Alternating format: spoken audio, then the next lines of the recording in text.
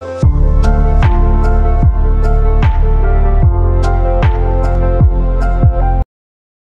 tout le monde, je suis le Père Jean Thomas au diocèse de Saint-Jérôme à la cathédrale.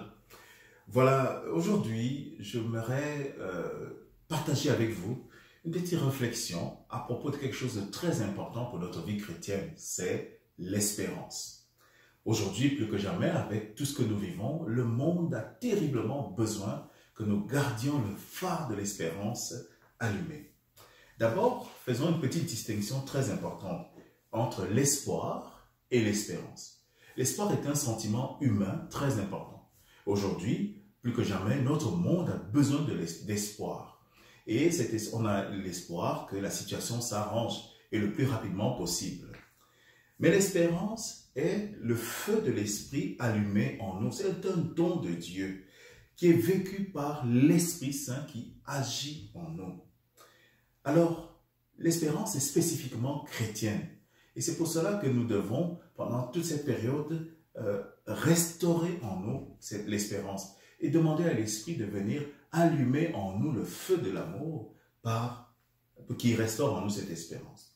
L'espérance a un double objet. D'abord, la vie éternelle. Saint Paul aux Philippiens dit que pour nous, notre cité se trouve dans les cieux. Nous nous attendons ardemment comme sauveur le Seigneur Jésus-Christ qui va transfigurer notre corps de misère pour le conformer à son corps de gloire. Le jour de Pâques, nous entendrons cette parole, la deuxième lecture de la messe du jour de Pâques. Nous sommes citoyens du ciel. Est-ce que nous vivons donc comme des fils du ciel? Est-ce que nous vivons comme ceux qui avons déjà la récompense promise? Les portes du ciel sont déjà ouvertes pour nous. Mais le chemin vers le ciel est long. C'est un chemin long et difficile. C'est pour cela que nous avons besoin de la grâce pour ce chemin. L'espérance est donc une vertu pour le chemin. Parce que le chemin étant difficile, nous avons plusieurs obstacles, beaucoup d'adversaires. D'abord le démon, le monde et nous-mêmes. Alors, comment affronter ces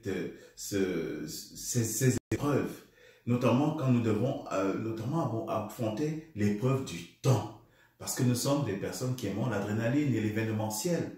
Mais lorsque nous devons rester fermes dans le temps, eh bien, les choses deviennent plus difficiles. Il y a donc des vertus connexes à l'espérance. Il y a principalement la fidélité. Mais le premier qui est fidèle, c'est Dieu lui-même. L'Épître aux Hébreux dit, au chapitre 10, verset 23, « Gardons indéfectible la confession de l'espérance, car celui qui a promis est fidèle. » Dieu est fidèle et c'est lui qui est le garant de notre fidélité. La constance. L'Épître aux Hébreux dit encore, « Ne perdez pas votre assurance. Elle a une grande et juste récompense. » Vous avez besoin de constance pour que, après avoir accompli la volonté de Dieu, vous bénéficiez de la promesse. Justement, ne perdons pas notre assurance. Comme on dit souvent, le problème n'est pas le problème, c'est toi face au problème. En gardant l'assurance, eh bien, tu as les forces pour avancer. Ne pas fuir. L'Épître aux Hébreux nous rappelle que nous ne sommes pas des hommes de dérobade, mais parce que nous avons la foi, nous restons fermes dans le combat. La persévérance. Jésus dit dans le chapitre 21 de Saint Luc, au verset 19, « C'est par votre persévérance que vous obtiendrez la vie. » Mais le plus important que nous devons peut-être garder aujourd'hui, c'est ce verset du prophète Isaïe, au chapitre 40, verset 31. Ceux qui espèrent dans le Seigneur renouvellent sans cesse leur force. Ils déploient leurs ailes comme des aigles. Ils courent sans s'épuiser. Ils marchent sans se fatiguer. Si nous nous rappelons que l'espérance est la vertu du chemin, alors on peut comprendre qu'il nous faut avancer avec courage. Celui qui a l'espérance avance avec courage. Il nous faut persévérer. Il nous faut renouveler nos forces, même quand chaque pas devient très lourd. Il nous faut continuer à déployer nos ailes comme des aigles pour voler toujours plus haut, pour courir sans s'épuiser. Alors que les autres marchent étant fatigués, nous osons courir sans nous fatiguer. Alors, avec tout ceci, si tu as l'espérance, avance avec courage, garde le phare allumé, et puis le monde entier va regarder vers cette lumière et tu pourras entraîner à la suite du Seigneur de nombreuses personnes. Merci.